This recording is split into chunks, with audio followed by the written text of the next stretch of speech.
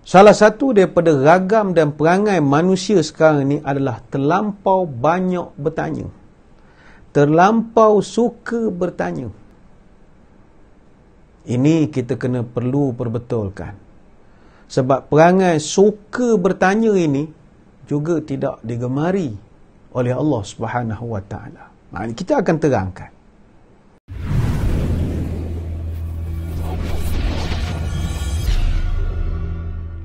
Assalamualaikum warahmatullahi wabarakatuh. Bismillahirrahmanirrahim. Alhamdulillahi hamdan kathiran tayyiban mubarakan fihi kama yanbaghi li jalali wajhika wa li 'azimi sultanik. Allahumma salli ala sayyidina Muhammadin abdika wa rasulika nabiyil ummi wa ala alihi wa sahbihi wa sallim. Na'udzu bikalimatillahi tammati min syarri ma khalaq. Bismillahilladzi la yadurru ma'a ismihi syai'un fil ardi wala fis sama'i wa huwas sami'ul 'alim. Allahumma idfa' 'anil waba wal ghala wal riba waz zina wal mihan wa su'al fitan ma zahara minha wa ma batan an baladina hadha khasatan wa an sa'iril biladil muslimina 'amatan ya rabbal alamin. Nawaitu ta'alluma wa ta'lim wa tadhakkura wa tadhkir wa naf'a wal intifa' wal ifadah wal istifadah wal hatha ala tamassuki bi kitabillah wa sunnati rasulih wa du'a ilal huda wa dalalah alal khair ibtigha' wajhillah wa mardatihi wa qurbihi wa thawabihi lillahi ta'ala. Allahumma raddina bi qada'ika wa sabbirna ala bala'ika wa auzi'na syukra ni'maika. Ya Allah, jadikan kami redha dalam menerima segala takdirmu, jadikanlah kami sabar dalam menerima segala ujianmu, dan bimbinglah kami supaya sentiasa syukur kepada nikmatmu. Apa khabar saudara-saudari yang dirahmati Allah sekalian? Syukur kehadrat ilahi sekali lagi dapat kita dipertemukan dalam kuliah mingguan Masjid Negeri Sultan Ahmad I Kuantan. InsyaAllah pada pertemuan kita kali ini, kita akan bincangkan satu tajuk mudah-mudahan ada manfaat kepada kita bersama, iaitu jangan banyak bertanya. Jangan banyak bertanya. Setiap hari saudara-saudari kita berhadapan dengan pelbagai ragam manusia. Sama ada kita berhadapan manusia ni secara berhadapan ataupun secara maya. Salah satu daripada ragam dan perangai manusia sekarang ni adalah terlampau banyak bertanya. Terlampau suka bertanya. Ini kita kena perlu perbetulkan. Sebab perangai suka bertanya ini juga tidak digemari oleh Allah Subhanahu Wa Taala. Kita akan terangkan. Ada satu ayat dalam Al-Quran. Allah Ta'ala memberi amaran kerah kepada manusia yang tabiatnya suka bertanya soalan yang bukan-bukan. Unnecessary questions. Bukan marah bertanya. Marah bertanya hak bukan-bukan. Dalam Quran Allah Ta'ala berfirman, A'udzubillahi minasyaitanirrajim. Ya ayyuhalladzina amanu la tas'alu an asya'a in tubdalakum tasu'kum wa in tas'alu anha hina yunazzalul qur'anu tubdalakum afallahu anha wallahu ghafurun halim. Wahai orang-orang beriman, jangan kamu bertanya kepada Nabi perkara-perkara yang kalau diterangkan kepada kamu nanti nescaya akan menyusahkan kamu. Dan kalau kamu bertanya mengenainya ketika diturunkan Al-Quran, tentulah akan diterangkan kepada kamu. Allah maafkan kamu akan kesalahan bertanyakan perkara-perkara yang tak disebut dalam Quran, kerana Allah Maha Pengampun lagi Maha Penyabar. Surah Al-Ma'idah ayat 101. Saudara, mari kita tengok apa sebab punca turunnya ayat ini. Setiap ayat Quran ni ada sebab musabab dia turun. Berdasarkan riwayat daripada Muhammad bin Ziyad daripada Abi Hurairah radhiyallahu anhum, beliau cerita bahawa pada satu hari Nabi SAW kumpul para sahabat. Nabi sampaikan satu pesanan. Kata Nabi, "Ayuhan nas, qad faradallahu alaikumul hajja fahujju."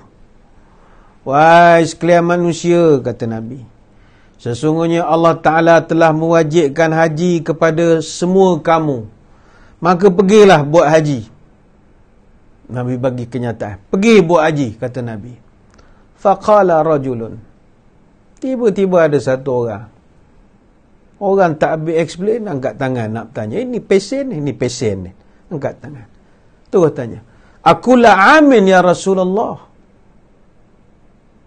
Adakah pergi haji yang Tuhan sebutkan tadi nak kena setiap-tiap tahun ke ya Rasulullah?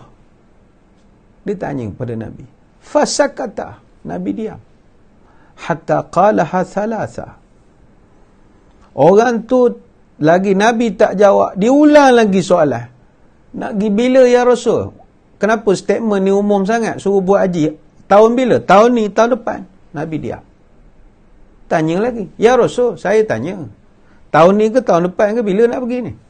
Nabi diam lagi. 3 kali dia tanya. Faqala Rasulullah sallallahu alaihi wasallam. Lantas bila dah berkali-kali tanya, Nabi pun menjawab. Lau qultu na'am la wajabat wa lam mastata'tum. Kata Nabi, kamu tanya saya bila nak pergi haji, tahun ni atau tahun depan. Kalau saya cakap tahun ni, benda akan jadi wajib hukumnya, dan saya jamin kamu takkan mampu untuk menunaikan haji tiap-tiap tahun.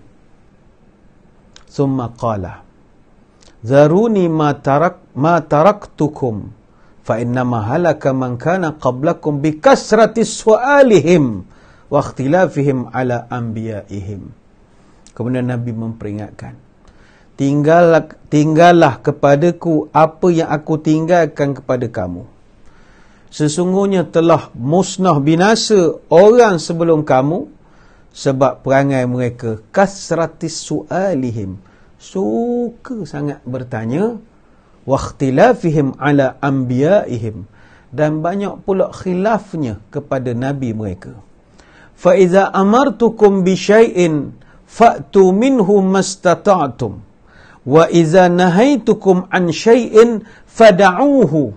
Maka kalau aku perintahkan kamu buat sesuatu, maka lakukanlah sesuai dengan setakat kadar kemampuan kamu. Dan kalau aku larang kamu buat sesuatu, tinggalkan terus. Hadis ini riwayat Imam Muslim, An-Nasai, Imam Ahmad, Al-Baihaqi, Ibn Khuzaimah, Ibn Hibban, Ad-Daraqutni, dan ramai lagi. Bila Nabi ucapkan saja ayat itu, kata para ulama, lalu turunlah firman Allah, Ya ayyuhalladzina amanu la tas'alu an asya in tubdalakum tasukum.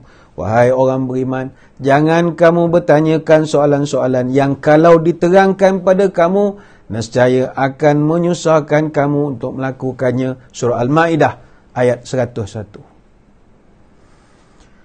Ada juga dalam Sahih Bukhari dan juga Sahih Muslim, ada disebutkan pula satu hadis daripada Anas bin Malik radhiyallahu anhu, yang mana beliau menceritakan khataba Rasulullah sallallahu alaihi wasallam khutbatan ma sami'tu mithlaha qattu qal law ta'lamuna ma a'lam la dhahiktum qalila wa la bakaitum katsira. Kata Anas, Nabi pernah berkhutbah depan kami dengan khutbah yang kami belum pernah dengar serupa dengannya. Nabi menyebut, seandainya kamu tahu apa yang aku tahu, nescaya kamu akan sikit ketawa dan lebih banyak menangis.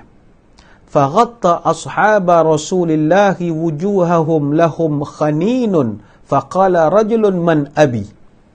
Tiba-tiba kata Anas, ada satu orang jemaah, dia bertanya, Ya Rasulullah, siapa ayah saya ya Rasulullah?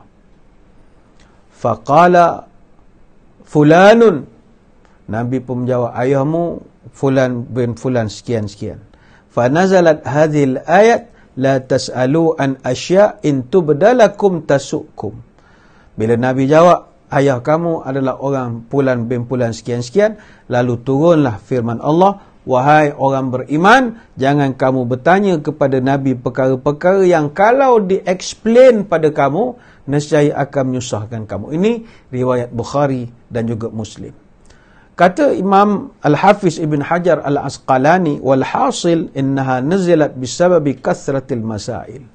Punca utama ayat ini turun adalah disebabkan perangai manusia yang suka sangat bertanya. Maksudnya, seseorang yang dia memang hanya suka bertanya. Dia memang favourite dia dalam majlis ilmu. Memang muka dia je bertanya. Daripada start muka surat pertama sampailah bab nak habis. Orang yang sama saja. Dia memang suka bertanya. Dan kalau dia dah mendapat satu jawapan, dia akan tanya lagi. Dia keep asking. Dia bertanya lagi dan lagi dan lagi dan lagi dan lagi. So itu dalam Quran diceritakan bagaimana disebabkan pertanyaan umat-umat terdahululah menyebabkan orang-orang Yahudi ini mendapat kemurkaan daripada Allah. Terlalu banyak bertanya. Orang Yahudi dulu dengan Nabi mereka, dia tanya soalan-soalan yang mana soalan tu kalau dijawab balik menyusahkan mereka. Antara kisah yang paling utama, kisah lembu betina. Al-Baqarah. Ini surah Al-Baqarah. Cerita lembu betina. Dia perintahkan oleh Allah kepada Bani Israel untuk disembelih. Atas tujuan tertentu yang telah pun diperintahkan. Tapi mereka ni bila dapat perintah daripada Nabi mereka, mereka tidak laksanakan untuk cari lembu betina itu. Dia nak penjelasan satu persatu. Dia nak umur berapa, tanduk macam mana, warna apa. Orang dah suruh cari lembu, cari sajalah. Tak, dia suka bertanya. Sebab itu budaya banyak bertanya ni yang jadi kita kelahi siang malam ni. Tuan-tuan kalau buka Facebook ke Instagram ke apa saja, yang jadi bergaduh ni banyak bertanya. Banyak bertanya. Tanya, kalau tanya betul tak apa, soalan merapu. Soalan menyebabkan kemarahan. Ini jenis mazhab tak baca posting, baca tajuk saja terus bertanya. Bacalah. Dia suka bertanya. Saudara, banyak hadis-hadis yang melarang kita bertanya soalan-soalan merapu. Bertanya soalan-soalan yang tidak ada hala tujuan. Tak tahu direction soalan dia. Tak ada kena-mengena dengan perbahasan pun. Antaranya bertanya secara bertubi-tubi perkara-perkara gaib yang berkaitan benda-benda yang disembunyikan oleh Allah. Contohnya bila kiamat. Nak jawab macam mana? Bila kiamat? Tanya roh. Lepas meninggal ayah itu, roh pergi ke mana? Kita jawablah berdasarkan hadis, duduk di sini. Provok tanya. Bertubi-tubi. Manalah kita tahu roh tu duduk di mana? Nak ke jawapan? Tanya pasal Dajjal, Ya'juj Ma'juj.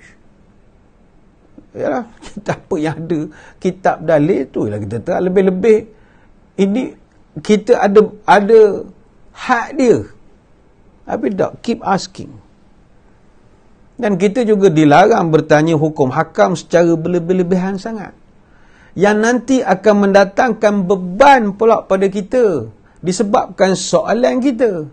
Benda tu asalnya tak dibahaskan, haram ke apa tak. Dia kaji, cari. Akhirnya haram.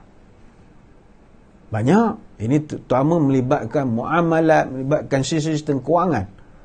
Yang asalnya kalau tak ditanya, orang pun tak tahu sangat. Bila dah terlampau diprovok, ditanya betul-betul, akhirnya menyusahkan ramai orang. Sebab itu dalam Sahih Al-Bukhari ada disebutkan sebuah hadis daripada Sa'ad bin Abi Waqqas radhiyallahu anhu, bahawa Nabi pernah berpesan, inna a'zamal muslimina jurman man sa'ala an syai'in lam yuharram fahurrima min ajli mas'alatih. Kata Nabi, sesungguhnya orang Islam yang paling besar dosanya adalah orang yang bertanya satu hukum yang asalnya benda tu tak diharamkan, namun kemudiannya benda tu jadi haram disebabkan soalannya itu. Hadis riwayat Bukhari, Muslim, Ahmad, Abu Daud dan Ibn Hibban.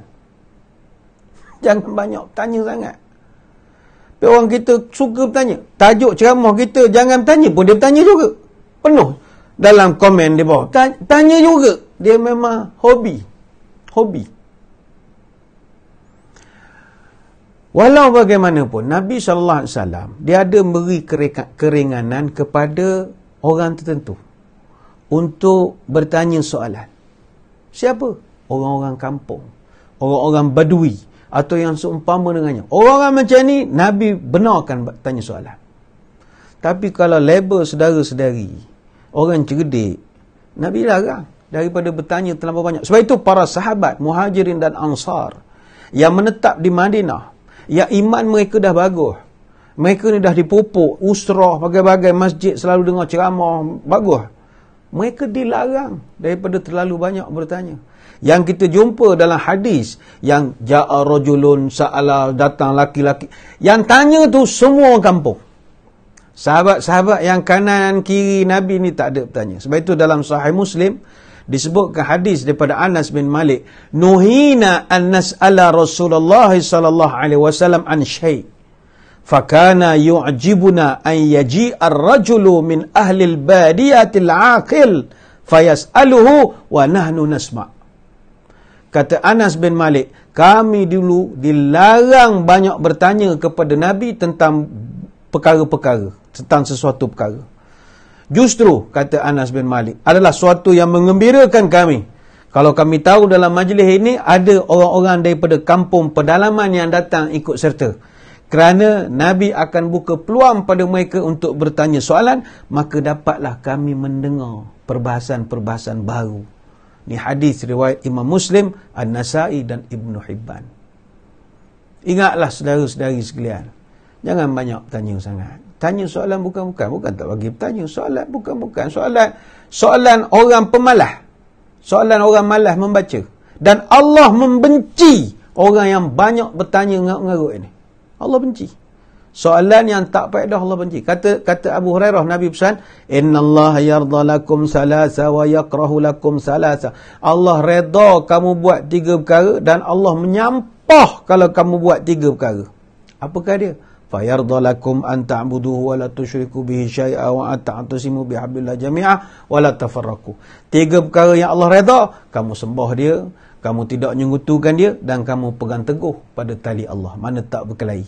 Dan 3 perkara yang Tuhan paling menyampah meluat bila menengok manusia lakukan, wa yakrahu lakum qila wa qala wa kasratis su'al wa ida'atil mal. 3 perkara Tuhan meluat menengok. Pertama, menceritakan sesuatu yang tidak jelas sumber, menyampai-nyampai. Sumber tak jelas, nyampai. Memviral lah kata orang sekarang. Memforward message. Ini orang memang Tuhan menyampah. Yang tak jelas sumber, orang tu belum tahu meninggal dah telah berpulang ke rahmatullah, telah berpulang. Apa awak cek pun tidak. Patut hak dalam grup ni semua kerjanya Al-Fatihah, tak ada langsung nak bertanya. Ini Tuhan menyampah perangai orang begini. Yang kedua, Tuhan menyampah kasrati soal. Banyak tanya. Yang ketiga, wa ida'atul mal. Orang yang suka membuang harta. Hadis riwayat Imam Muslim.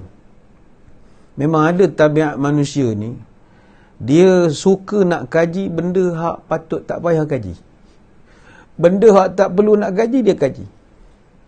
Maka dia akan terjebak di dalam satu masalah, buang masa. Sedangkan umur kita bukannya panjang nak buang masa sampai ke tahap itu. Kecualilah kita mengkaji benda yang bersifat akademik. Kaji untuk buat kajian PhD, buat master ni tak ada, ini tak tahu apa yang dikaji. Maka dia telah membuang masa. Dan orang yang buang masa akan dipertanggungjawabkan oleh Allah di padang mahsyar. Ditanya masa kita digunakan untuk apa. Sekali lagi saudara-saudari, ini bukan bermakna agama memusuhi orang bertanya. Ini jangan salah faham.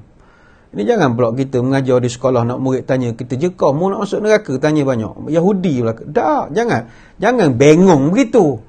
Agama nak mengajarkan Islam tidak memusuhi orang bertanya. Ada pekerjaan dalam hidup ni memang kerjanya kena banyak bertanya. Dia cari makan dengan bertanya. Contoh wartawan. Wartawan kalau tak bertanya nak dapat berita macam mana? Atau pegawai penyiasat, investigation officer, Tak kira SPRM ke polis ke apa saja. Nak dapat maklumat, nak dapat motif, dia kena bertanya. Itu kita tak ada masalah. Pertanyaan itu perlu. Sebab dengan bertanya, kita akan dapat penjelasan terhadap sesuatu perkara. The man who asks a question is a fool for a minute. But the man who does not ask is fool for life. Ini Confucius punya kata-kata. Orang yang bertanya soalan, mungkin dia nampak bodoh seminit. Mana orang kata bodoh, dia ni tanya orang lain faham, dia seorang tak. Dia nampak bodoh seminit. Tapi orang yang tak bertanya langsung, mungkin dia bodoh seumur hidup. Bertanya, kita tak ada masalah. Bahkan agama pun, dalam Quran Allah Ta'ala sebut dalam surah An-Nahl ayat 43, Fas'alu ahla dzikri in kuntum la ta'lamun. Fas'alu, itu arahan. Bertanyalah kamu kepada ahli zikir. Right man at the right job. Tanya, silakan. Tapi mu kena tengok orang yang mu tanya tu kena betul ahli zikir. Kalau agama, tanya pada agamawan, tanya pada ustaz. Ustaz tu pula ada disiplin kepakarannya. Ada ustaz bidang usuluddin. Jangan tanya dia hukum Bitcoin. Jawapannya nanti. Ada ustaz bidang tajwid. Jangan tanya dia faraid. Nanti kan isteri dapat berapa, mak dapat berapa, dia jadi tak reti ngira. Walaupun dia ada kopiah, dia janggut. Bukan bidang dia. Dia tajwid, dia champion lah. Sengit sana, sengit sini, siap mulut, semua dia terror. Tapi belum tentu dia memahirkan diri dalam bidang yang lain. Tanya orang syariah tentang cerita Dajjal, cerita Ya'juj, itu bukan disiplin dia. Ahli zikir, tanyalah. Right man at the right job. Awak nak tanya pasal vaksin, pasal ubat, pasal virus, tanya pada doktor. Doktor pun ada bidang dia. Ada doktor dalam bidang yang kaji virus, virologi misalnya, ada kaji betul bidang itu. Tapi ada doktor sakit puan, boleh jawab, tapi tak ada, CP sajalah. Ada doktor bidang dia memang pharmaceutical, dia tahu pasal ubat. Ini dok, awak nak cerita pasal vaksin dan bagai-bagai, tapi rujukannya awak tanya tengok kartun The Simpsons. Tak kena. Agama menyuruh tanya, tetapi ada syarat. Ahla zikri. Mu kena tanya dengan orang yang tepat. Tanya orang yang betul. Silakan bertanya. Tanya pada orang yang betul. Dan silakan bertanya. Jangan soalan yang bukan-bukan. Ada satu hadis telah sabit dalam satu hadis dan juga asar. Bagaimana para sahabat telah bertanya kepada Nabi ataupun sesama mereka tentang pelbagai persoalan yang berkaitan dengan iman, berkaitan dengan hukum hakam syariat dan berbagai-bagai lagi. Kata Jabir bin Abdullah, kharajna fi safarin ala ahdi Rasulillah. Kata Jabir, jadi kami ni budaya bertanya ni biasa sama-sama sendiri. Satu hari berlaku satu kejadian ketika kami semua keluar bermusafir. Fa asaba rajulan minna hajarun. Tiba-tiba salah seorang daripada ahli rombongan kami ini terkena batu di kepalanya. Fashajjahu fi ra'sihi thumma ihtalama. Yang mana bila dia terkena batu, okeylah, kemudian dia luka, dia tidur. Ketika dia tidur, thumma ihtalama, dia telah bermimpi yang menyebabkan dia mengalami janabah. Dia perlu mandi wajib disebabkan mimpinya itu. Fasa'ala ashabahu. Bila dia bangun tidur, dia tanya pada sahabat ada yang ada tidur dekat dengan dia, hal tajiduna li rukhsatan fit tayammumi. Saya ni tadi luka balut ni, tiba tidur tadi kena mandi wajib pula. Agak boleh tak saya tayammum? Dia tanya kepada sahabat-sahabat ni. Faqalu ma najidu laka rukhsatan. Sahabat-sahabat jawab, tak ada rukhsah, tak ada keringanan. Wa anta taqdiru 'alal ma'. Demo kena mandi pakai. Apa tayamum? Mana boleh? Cari air. Faghtasala.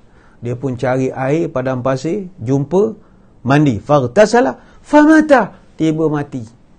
Dek kerana dia mandi juga dalam keadaan di padang pasir tu, mungkin waktu malam terlampau sejuk, pagi terlampau sejuk, sampai kena rheumatism dan bagai-bagai lagi, famata, meninggal.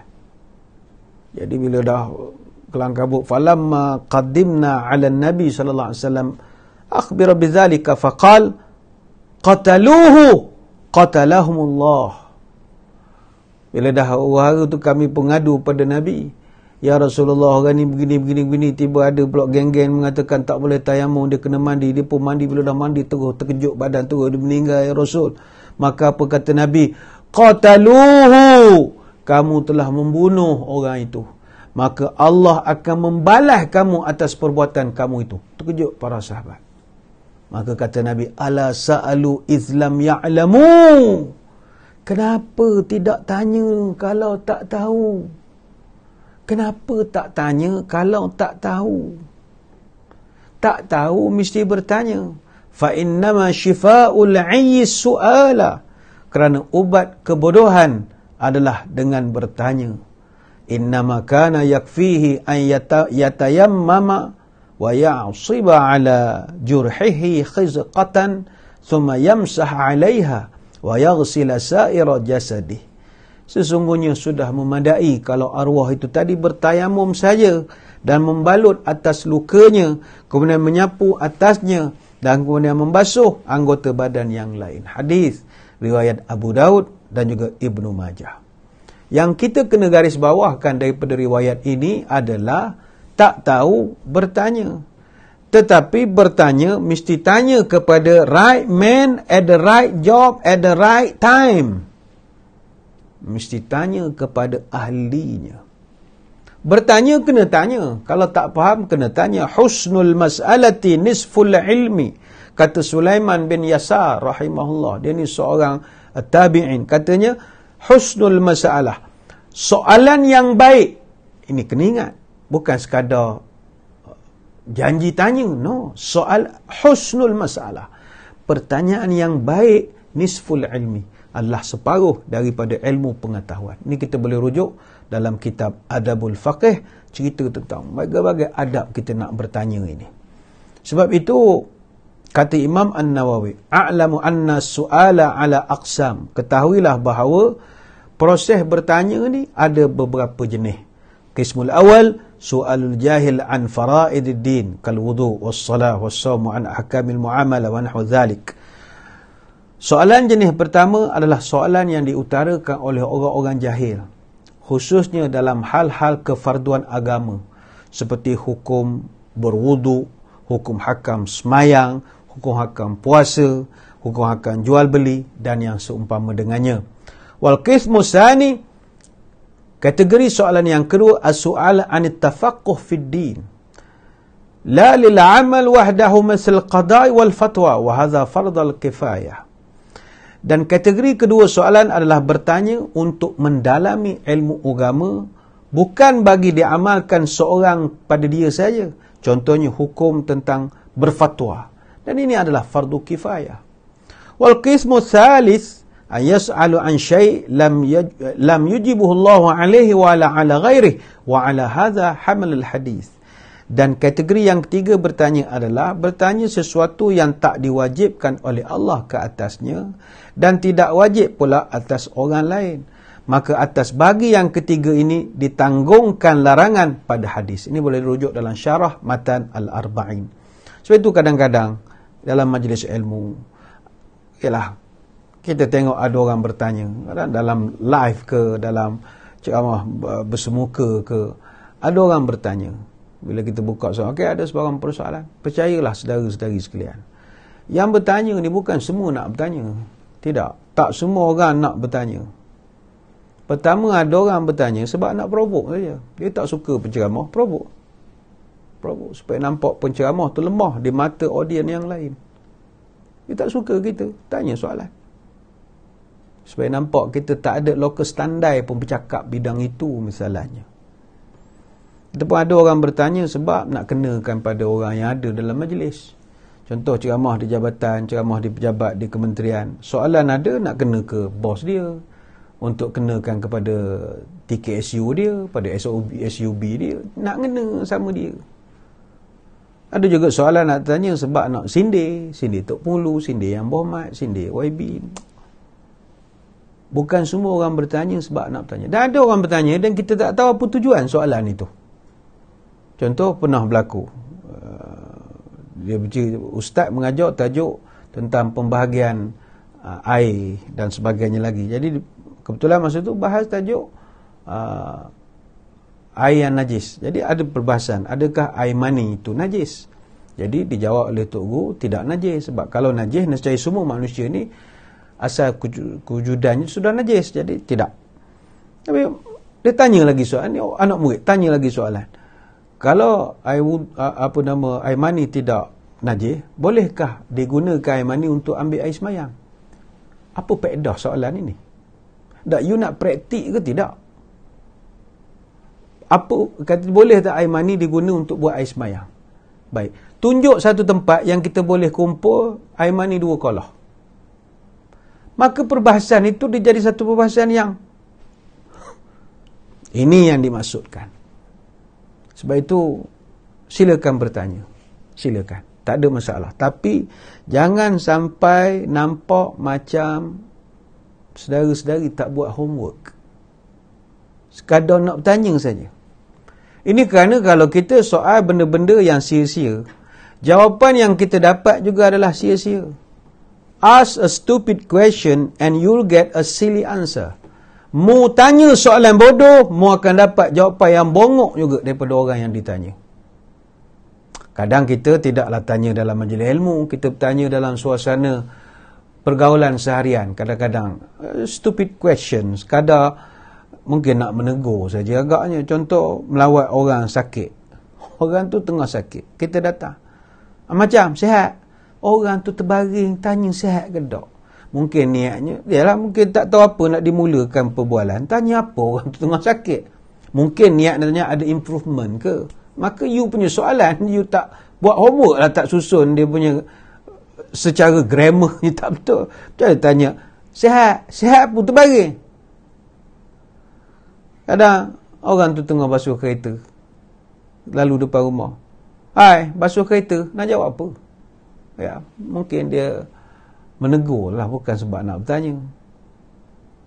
Tengok kawan jatuh bersikal, kayuh bersikal hari Ahad, hari Sabtu, jatuh habis berdarah lutut, betih, siku, bagai. Kita datang tanya, sakit ke? La ilaha illallah, orang tu merah lutut. Tanya lagi. Ini contoh-contoh sajalah. Saudara-saudari sekalian, kalau kita bincang, apa punca manusia ini? Ataupun netizen lah, kita selalu mudah nak kena tegur ni netizen. Dalam Facebook, dalam Instagram, dalam laman-laman sosial ini. Kenapa manusia atau netizen ini, dia ada satu perangai, suka tanya soalan bodoh. Apa sebab? Jawapannya mudah, kerana manusia ini semakin lama semakin malas berfikir.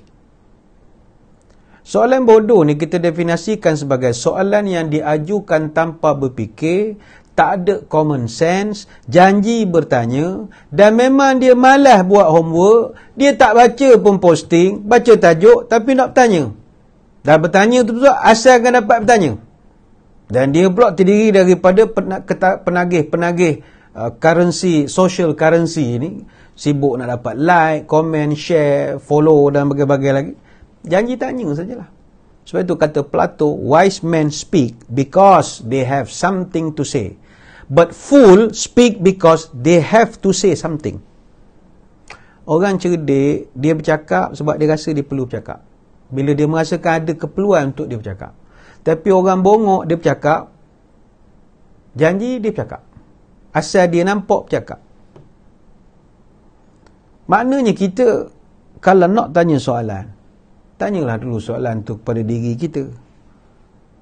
Tanya dulu pada diri kita. Kalau diri kita dah boleh jawab, okey, nak tanya orang buat apa? Cuma nak mencari ketepatan tu cerita lain. Ataupun bila kita tanya diri kita, kita akan didik diri kita untuk lebih berfikir. Daripada apa yang kita fikirkan, maka kita akan develop soalan yang lebih baik lagi, yang nampak cerdik soalan itu. Sebab itulah kata Ibn Salah rahimahullah, indikator orang Islam yang baik-baik ini, ada 4 hadis Nabi sebut. Perangai orang Islam, kalau ada 4 ni, baiklah dia. Kalau tak ada 4 ni, tak adalah baik orang ini. Pertama sekali Nabi pesan, ciri orang Islam yang baik, kurang cakap, kurang komen. Kurangkan cakap, kurangkan komen. Man kana yu'minu billah wa yaumil akhir falyakul khaira aw liyasmut. Barang siapa yang percaya adanya Allah, percaya adanya hari kiamat, hendaklah pilih antara dua. Cakap yang baik-baik, komen yang baik-baik, tulis yang baik-baik, posting yang baik-baik, atau liyasmut, atau diam sajalah. Diam sajalah. Ni hadis riwayat Bukhari dan juga Muslim. Yang kedua kata Nabi, ciri orang Islam yang baik adalah tidak busybody. Orang yang banyak tanya ni busybody. Busybody.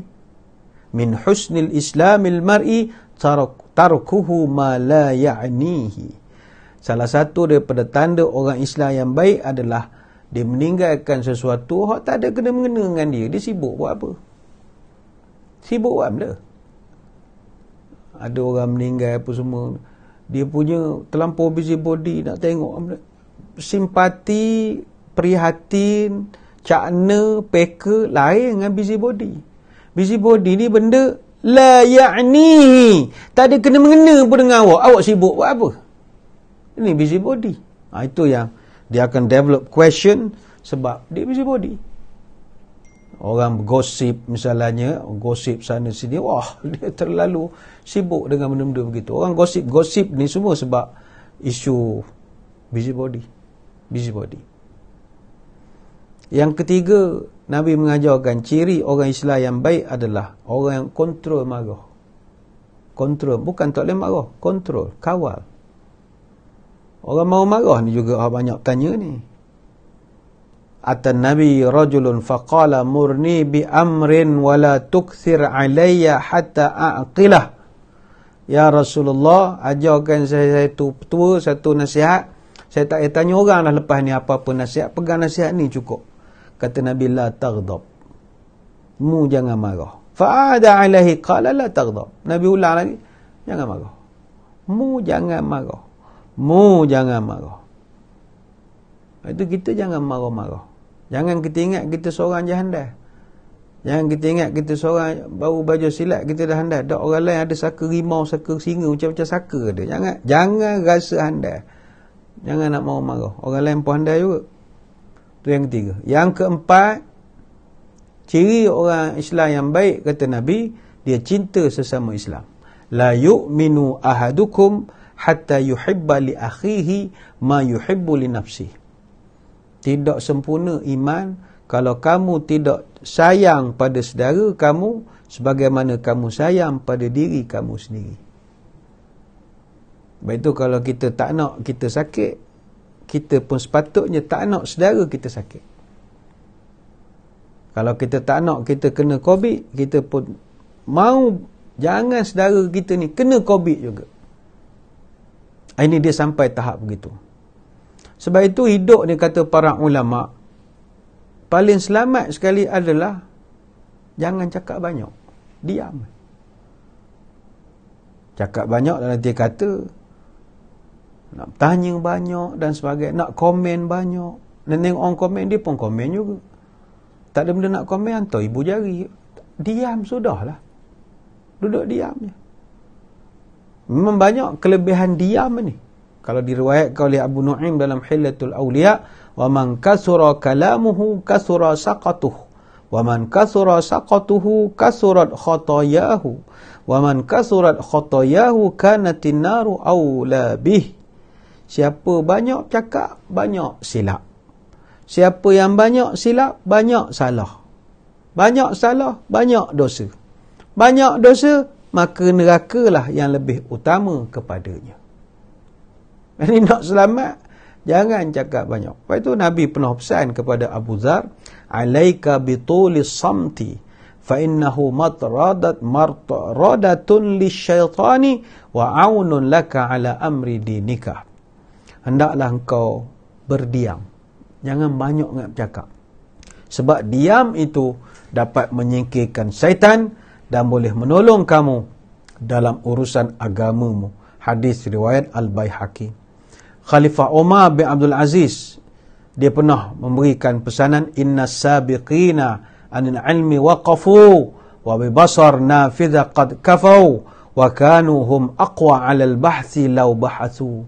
Sesungguhnya orang-orang dulu, para salafus salih, mereka berhenti, maknanya dia tidak bersikap melampau di atas dasar ilmu.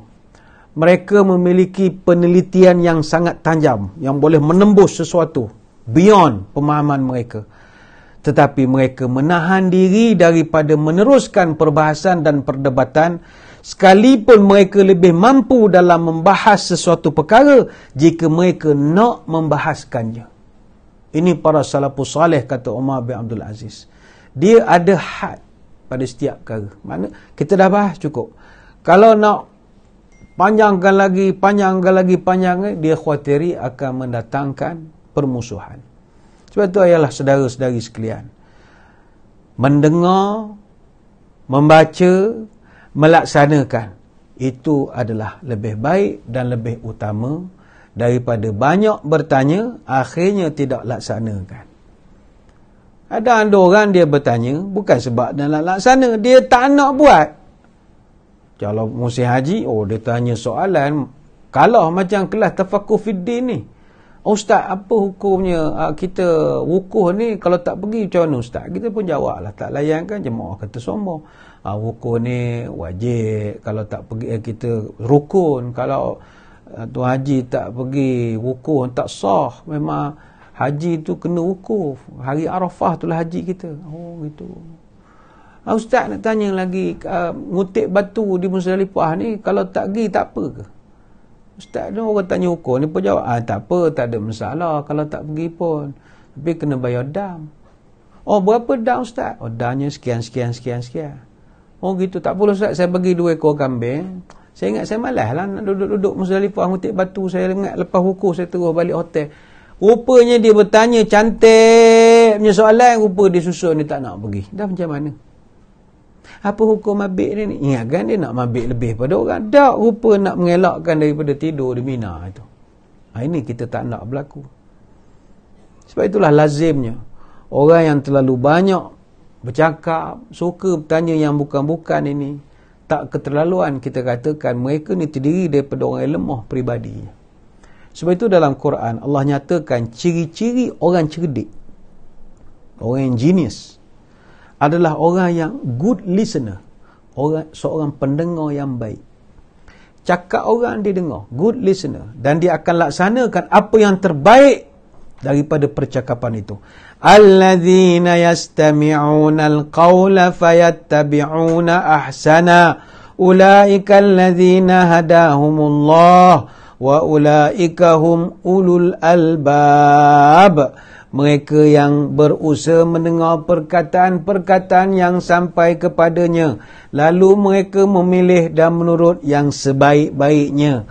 Mereka itulah orang-orang yang diberi petunjuk hidayat oleh Allah, dan mereka itulah hum ulul albab, orang-orang yang sempurna akalnya.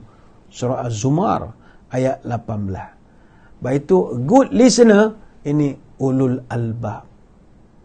Dia dengar, beri perhatian, dan dia tak perlu nak tanya soalan-soalan lagi sebab jelas ulul albab. Dan kemampuan mendengar adalah kekuatan pribadi yang sangat luar biasa besarnya. Kata Ja'far As-Sadiq, lisanul aqili wara'a qalbihi wa qalbul ahmaq wara'a lisanihi. Lidah orang cerdik duduk belakang hati, tapi hati orang bongok itu duduk belakang lidah. Banyak cakap, makna something wrong. Banyak bertanya juga something wrong. Orang yang berakal, dia selalu mempertimbangkan dulu apa yang nak dia lontarkan dalam bicaranya. Sedangkan orang yang bodoh, dia sering memperkatakan apa saja yang terlintas dalam pemikirannya. Dia rasa nak tanya, dia tanya. Dia rasa nak soal, dia soal. Tanpa memikirkan akibatnya dan dia tak perlukan pun kepada jawapan itu. Namun saudara-saudari sekalian, diam bukanlah dalam erti kata kita sama sekali tidak mahu bertanya. Tak ada lalu nak ada perbahasan. Tidak. Nanti kan ada orang akan marah. Macam mana Islam ni semua main hangguk saja. Tak boleh nak bertanya. Kita dah khabar. Tanya boleh. Tapi right man at the right job at the right time. Mu kena tanya orang hak betul. Kamu tanya orang hak tak kena, orang tu jawab. Tak dapat jawapan juga. Sebab bukan ahli zikri. Kemudian soalan itu bukanlah soalan yang kita sengaja tanya untuk nak niat-niat untuk nak ngena ke tak. Tanya kerana kita nak belajar dan kita nak amalkan. Silakan bertanya. Islam tidak memusuhi pertanyaan. Tapi bertanyalah kalau kita merasakan ada keperluan untuk bertanya. Kalau tidak ada, jadilah pendengar yang baik. Banyakkan berdiam, insya-Allah lebih memaham. Diam adalah ibadah tanpa bersusah payah. Menjadi perhiasan tanpa berhias. Memiliki kehebatan tanpa kerajaan. Menjadi benteng tanpa pagar. Mempunyai kekayaan budi. Memberi istirahat kepada malaikat pencatat amal dan menutup segala aib dan juga masalah. Silakan bertanya, tapi pastikan pertanyaan kita tidak memberikan masalah kepada orang yang ditanya dan orang yang bertanya. Sebenarnya banyak nak terangkan, tapi saya kira sekadar itulah kesempatan yang dapat kita ada pada kali ini. Sekali lagi saya mengucapkan ribuan terima kasih di atas perhatian. Mohon maaf sebarang kekurangan. Mudah-mudahan kita bertemu pada lain-lain kesempatan. Sebelum kita berpisah, marilah kita menadah tangan berdoa. Moga-moga pertemuan kita ini diberkati oleh Ilahi. A'udzubillahi minasyaitonirrajim. Bismillahirrahmanirrahim. Allahumma salli ala Sayyidina Muhammad wa ala ali Sayyidina Muhammad. Allahumma arzuq baladana Pahang Darul Ma'mur khasatan wa sairul biladil muslimin amatan as-sakha wan nama war rakha. وَفَضْهَا بِحَفْظِكَ مِنْ كُلِّ مَكْرُوهِ يَا رَبَّ الْعَالَمِينَ اللهم إنا نعوذ بك من البراس والجنون والجذام ومن سيء الأسقام ونعوذ بكلمات الله التامات من شر ما خلق يا كافي يا شافي يا وافي يا حميد يا مجيد ارفع عنا كل تعب شديد واكفنا من الحد والحنين والمرض الشديد واكشف عنا من البلاء ما لا يكشفه غيرك اللهم إنا نستغفرك إنك كنت غفارا تحصنا بذي العزة واعتصمنا برب الملكوت وتوكلنا على الحي الذي لا يموت اللهم اصرف عن ولاية Pahang Darul Ma'mur وماليزيا وسائر البلاد المسلمين هذا الوباء وقنا شر الداء ونجنا من جميع أنواع البلاء بلطفك يا لطيف إنك على كل شيء قدير سبحانك اللهم وبحمدك نشهد أن لا إله إلا أنت نستغفرك ونتوب إليك وصلى الله على سيدنا محمد وعلى آله وصحبه وبارك وسلم والحمد لله رب العالمين وبالتوفيق والهداية السلام عليكم ورحمة الله وبركاته والله أعلم.